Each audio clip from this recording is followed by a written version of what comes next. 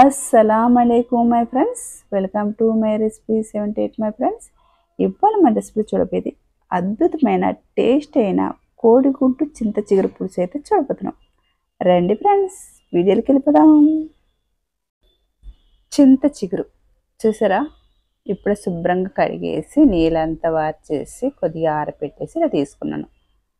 అదే కొద్దిగా చింతపండు తీసి ఒకసారి కడిగేసి ఇలా గిన్నెలు వేసుకొని నానబెట్టుకోవాలి. పక్కన పెట్టేసి మన చింత చిగురుని తీసుకొని ఇప్పుడు ఇలా కొద్ది తీసుకొని ఇలాగ చేతులు పెట్టేసి ఇలాగ నలపాలి. ఇలా స్మూత్గా ఇలాగ అంటే మనకు ఆకులన్నీ రాలుద్ది, కొమ్మలు ఒకటి ఉండిపోద్ది. చూసారా, ఇలాగ అన్నమాట. ఇవన్నీ మనము పక్క తీసుకోవాలి. ఇలాగ మొత్తంగా మనము ఇలాగ శుభ్రం చేసుకోవాలి.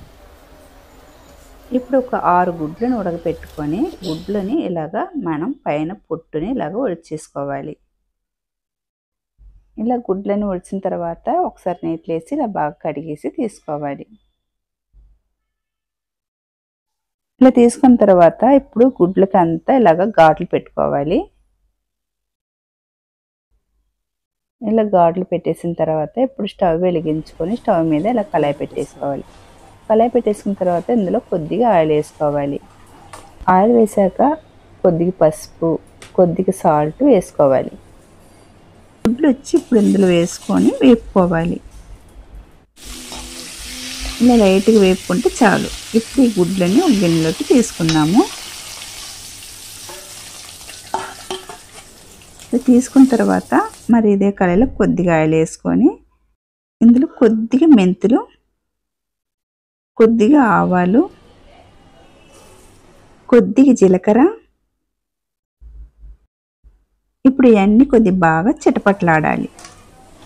ఇలా బాగా చిటపట్లాడిన తర్వాత మీడియం సైజులో ఒక 3 ఉల్లిపాయలు తీసుకొని సన్నగా కట్ చేసుకున్నాను.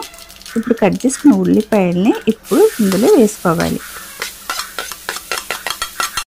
అలాగే ఉల్లిపాయలు కొద్దిగా కలర్ మారేంత వరకు వేపుకోవాలి. అలాగే కొద్దిగా ఉప్పు వేసుకోవాలి. అలాగే ఒక 4 పచ్చిమిరపకాయలు నిలువు కట్ చేసుకుని వేసుకోవాలి. అలాగే కొద్దిగా కరివేపాకు వేసుకోవాలి. ఇలా బాగా కలర్ మారిన తర్వాత ఇప్పుడు ఇందులో ఒక 3 టమాటాలని కట్ చేసుకొని వేసుకోవాలి.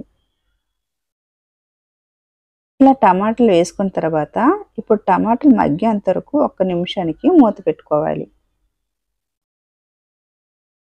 ఇప్పుడు 1 నిమిషం తర్వాత మూత తీసుకొని ఒకసారి బాగా కలుపుకోవాలి. ఇప్పుడు సరిపడే కారం వేసుకోవాలి. ఈ చింత చిగురు టమాటా పులుసుకు వచ్చేసి కారం వచ్చి సుర్రుమని తగులుతేనే టేస్ట్ వచ్చి బాగుంటుంది. అలాగే ఒక 1/2 టేబుల్ స్పూన్ పసుపు వేసుకోవాలి. ఈ రెండింటిని వేసుకున్న తర్వాత ఒకసారి బాగా కలుపుకోవాలి. ఇప్పుడు ఇందులో క్లీన్ చేసి పెట్టుకున్న చింత చిగురుని వేసుకోవాలి. చూడండి, నేను ఎంత బాగా క్లీన్ చేసుకున్నానో. చింత చిగురు ఇలా వేసాక బాగా కలుపుకుందాము.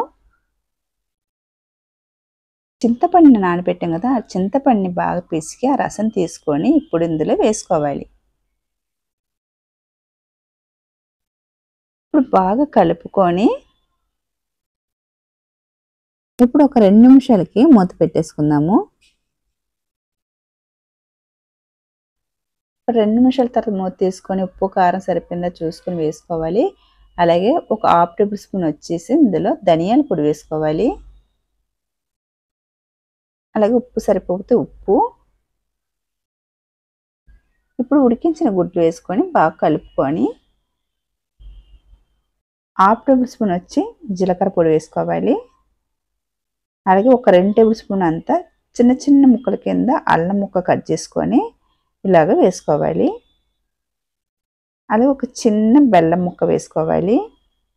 కొద్దిగా నీళ్ళు వేసుకోవాలి. ఇప్పుడు ఒకసారి బాగా కలుపుకుందాము.